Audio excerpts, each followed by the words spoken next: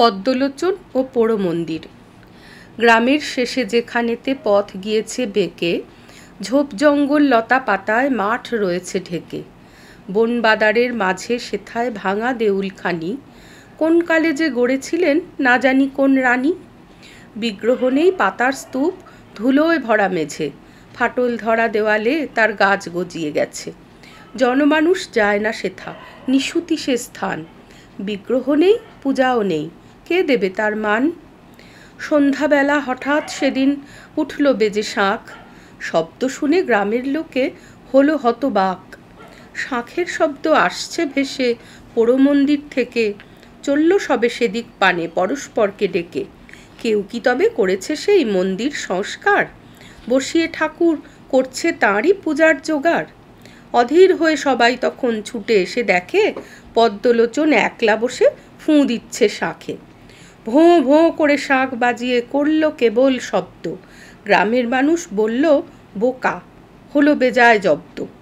ভিড়ের মাঝে গ্রামের প্রবীণ পিতামহ ছিলেন, ভিড় ঠেলে এগিয়ে তিনি পদ্মর কাছে এলেন।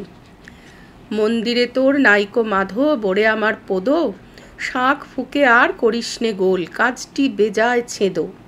ময়লা কত রয়েছে সব চামচিকার ওই বিষ্ঠা, কেমন করে হবে তবে মাধব প্রতিষ্ঠা? ধুয়ে মুছে সাফ করে সব আসন পাতো আগে, ঠাকুর এনে বসাও সেথা পরম অনুরাগে।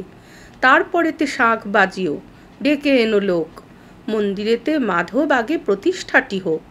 ওরে আমার পদ্মলোচন, বুঝলে বাবা পদ, শাঁখ ফুঁকে আর গোল করো না, কাজটি বড়ই ছেঁদো।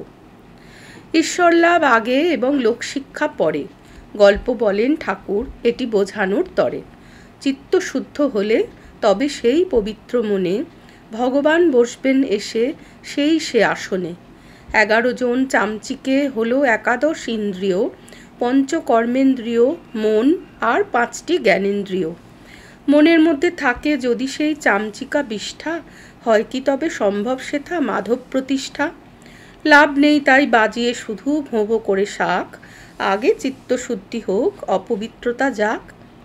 মাধব আনো হৃদ মন্দিরে, ভগবান লাভ হোক, তার ইচ্ছায় তারপরেতে বক্তৃতা হয় হোক।